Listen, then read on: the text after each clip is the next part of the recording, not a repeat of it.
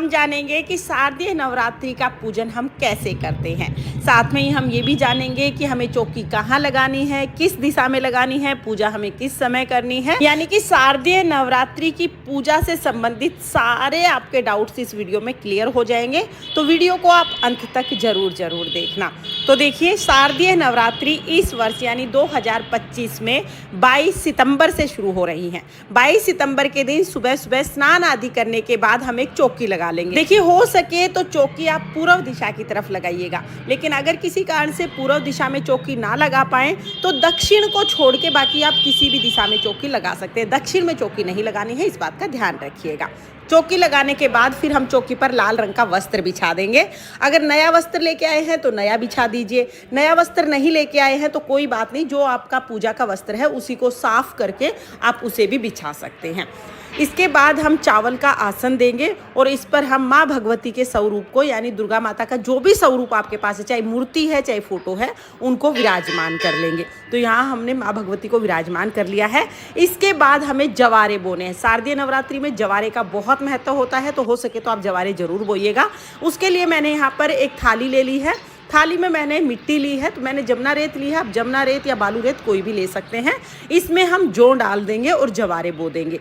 तो देखिए, आप चाहे तो मिट्टी का कुंडा ले सकते हैं या आप चाहे तो कोई भी पात्र जवारे बोने के लिए ले सकते हैं। अब मिट्टी का कुंडा, बहुत लोगों ने सवाल किया था कि क्या हर बार मिट्टी का कुंडा लेना जरूरी है, क्या हम थाली में नहीं उगा सकते? हाँ जी, आप थाली में बिल्कुल उगा सकते हैं। जवारे बोने के लिए थाली को साफ कर लीजिएगा। तांबे की, स्टील की या पीतल की कोई भी थाली आप ले सकते हैं, उसमें हम जवारे बोलेंगे। देखिए, इस तरह से हमने जवारे उगा लिए हैं। अब जवारे को हम चौकी पर रखेंगे, तो जवारे के ऊपर ही मैं कलश की स्थापना कर दूंगी। आप चाहे तो जवारे के ऊपर कलश की स्थापना कर दीजिए या आप अलग से भी कलश की स्थापना कर सकते हैं। तो यहाँ पर हमने जवारे बो दिए हैं। उसके बाद कलश स्थापना करेंगे, तो कलश स्थापना के लिए एक कलश ले लेंगे।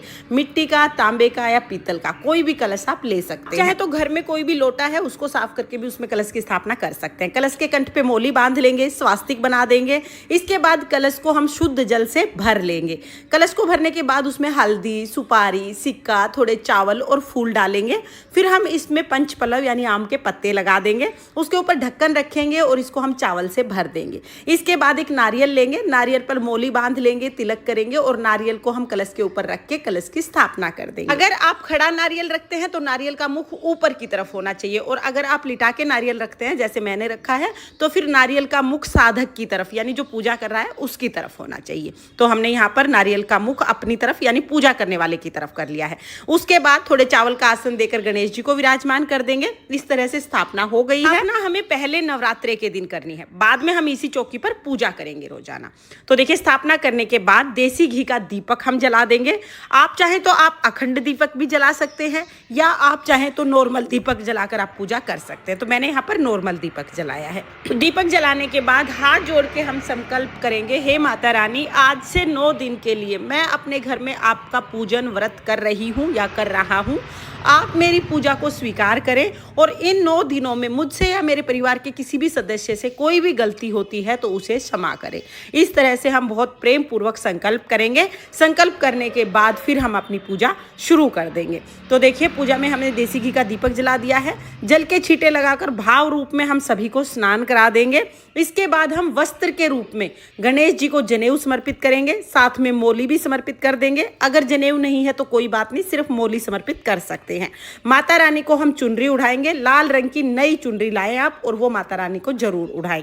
इसके साथ ही आप चाहें तो कलश पर भी आप कोई कपड़ा बांध सकते हैं। मैंने मोली बांधी है, आप कपड़ा बांध सकते हैं या कलश को भी चुनरी उड़ा सकते हैं। तो मैंने मोली बांध दी थी इसलिए चुनरी को ऐसे ही रख दिया है। आप चाहें तो मोली के साथ चुनरी को बांध भी सकते हैं। उसके बाद सभी को हम रोली से तिलक लगाएंगे। नवरात्रि की पूजा में लाल रंग का बहुत महत्व होता है, तो आप रोली से तिलक जरूर लगाइएगा। यहाँ पर गणेश जी को, माता रानी को, कलश के नारियल को, कलश को, जवारे को और जो हमारा दिया है दिए को, सबको हम रोली से तिलक लगा देंगे। उसके बाद फिर फूल समर्पित करेंगे। नवरात्रि की पूजा में स्थापना के दिन आप फूल जरूर समर्पित कीजिएगा, क्योंकि फूलों का भी बहुत महत्व होता है। और नवरात्रि में फूल आपको किसी भी मंदिर के सामने बहुत आसानी से मिल जाएंगे। घर पे भी अगर फूल है तो कोई भी फूल आप चढ़ा सकते हैं। जो भी फूल आपको मिल जाए वो फूल आप जरूर चढ़ा दीजिएगा। माला है तो माला चढ़ा दीजिए, फूल है तो फूल चढ़ा दीजिएगा। इसके बाद माता रानी को श्रृंगार का सामान समर्पित करेंगे। तो देखिए, श्रृंगार का सामान पूरी 9 नवरात्रि में आप किसी भी दिन समर्पित कर सकते हैं। आप चाहे तो माता रानी को पूरे 16 श्रृंगार समर्पित करें, 16 ना हो सके तो 9, 5, 7 या 2 चीजें जो भी हो उतने श्रृंगार आप जरूर समर्पित कीजिएगा। श्रृंगार का सामान समर्पित करना बहुत ही शुभ माना जाता है। श्रृंगार का सामान समर्पित करने के बाद फिर हम भोग समर्पित करेंगे। तो देखिए, स्थापना के दिन हो सके तो पान का भोग आप जरूर समर्पित कीजिएगा। मीठा पान मिल जाए तो मीठा पान समर्पित कर दीजिए, नहीं तो पान के पत्ते के ऊपर पतासा, सुपारी, लौंग, इलायची रख के हम ये समर्पित कर देंगे। तो यहाँ पर हम पान समर्पित कर देंगे। इसके बाद हमें भोग में पतासा समर्पित करना है। पतासे का भोग बहुत शुभ माना जाता है। पतासा हो तो पतासा समर्पित कर दीजिए। अगर किसी कारण से पतासा ना मिले तो फिर आप पतासे की जगह मिश्री समर्पित कर सकते हैं। इसके साथ ही आप पंचमेवे का भोग समर्पित कर सकते हैं। ऋतु फल जो भी मिल जाए उस ऋतु फल का भोग आप समर्पित कर सकते हैं। तो इनमें से जो भी भोग अवेलेबल हो वो भोग आप समर्पित कर दीजिएगा। इसके बाद हम जल समर्पित करेंगे। हाथ जोड़कर माता रानी से भोग ग्रहण करने के लिए निवेदन करेंगे। और फिर देखिए, यहाँ पर हम भोग समर्पित करने के बाद जो भी आप पाठ करना चाहते हैं, दुर्गा सप्तशती का पाठ करना चाहते हैं, दुर्गा चालीसा पढ़ना चाहते हैं या नवरात्रि की कथा सुनना चाहते हैं, जो भी पाठ करना चाहते हैं वो पाठ कर लेंगे। पाठ करने के बाद फिर हमें हवन करना है। तो हवन करने के लिए हम गाय के गोबर से बने हुए उपले को जलाएंगे। ये उपले आपको बहुत आसानी से मार्केट में मिल जाते हैं, जहाँ पर पूजा का सामान मिलता है ना, वहीं मिल जाएंगे। उपले को जलाने के बाद इसमें हम थोड़ा कपूर डाल देंगे ताकि अग्नि अच्छे से प्रज्वलित हो जाए। इसके बाद हम हवन करेंगे। तो हवन में सबसे पहले हम 2 आहुति घी की डालेंगे। देसी घी की 2 आहुति समर्पित कर देंगे। उसके बाद हम लौंग का जोड़ा समर्पित करेंगे। तो देखिए, 2 लौंग एक साथ समर्पित की जाती हैं। लौंग का जोड़ा लेंगे, पूरी लौंग लेनी है, टूटी हुई नहीं होनी चाहिए, फूल के साथ लौंग होनी चाहिए। 2 लौंग एक साथ समर्पित कर देंगे, फिर 2 लौंग एक साथ समर्पित करेंगे। तो इस तरह से हम लौंग के 2 जोड़े समर्पित कर देंगे। उसके बाद जो आपने भोग लगाया है, पतासा या मिश्री जो भी भोग में चढ़ाया है, उसका भोग हम समर्पित करेंगे। साथ में आपने पंचमेवे का भोग लगाया है तो वो भी हम अग्नि में समर्पित कर देंगे। कहते हैं कि अग्नि में जब हम भोग समर्पित करते हैं तो वो सीधा देवताओं को मिलता है, इसलिए नवरात्रि में अग्नि में भोग समर्पित करना जरूरी होता है।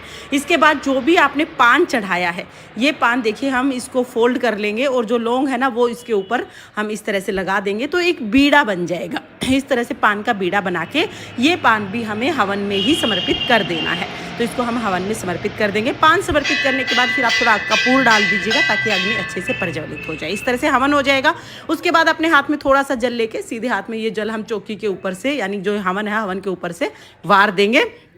तो इस तरह से हमारा हवन जो है पूर्ण हो जाएगा। इस तरह से हमें डेली सुबह हवन करना है। नवरात्रि में इस हवन का बहुत महत्व है, तो डेली सुबह सुबह आप हवन जरूर कीजिएगा। फिर धूप दीप दिखाएंगे, दक्षिणा समर्पित करेंगे। दक्षिणा आप नवरात्रि में किसी भी दिन समर्पित कर सकते हैं, एक बार दक्षिणा समर्पित की जाती है। तो आप पहले दिन समर्पित कर दीजिए या कन्या पूजन के दिन समर्पित कर दीजिएगा। दक्षिणा हमें जरूर समर्पित करनी है। उसके बाद फिर हम आरती करेंगे। तो यहाँ पर बहुत ही प्रेम पूर्वक पहले हम गणेश जी की आरती करेंगे, फिर हम माता रानी की आरती करेंगे। माता रानी की जो भी आरती आपको आती हो वो आरती आप कर लीजिएगा।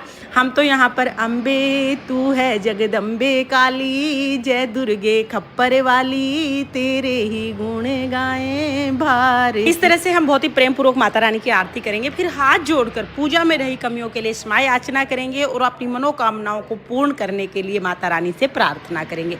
इस तरह से हमें आरती करनी है। आरती करने के बाद जो जल का लोटा हमने चढ़ाया है ये हम सूर्य देवता को अर्घ दे देंगे। और जो भी हमने भोग प्रसाद चढ़ाया है ये सारा भोग प्रसाद हम घर में सभी सदस्यों को प्रसाद के रूप में बांट देंगे। तो ये सब हमें बांट देना है।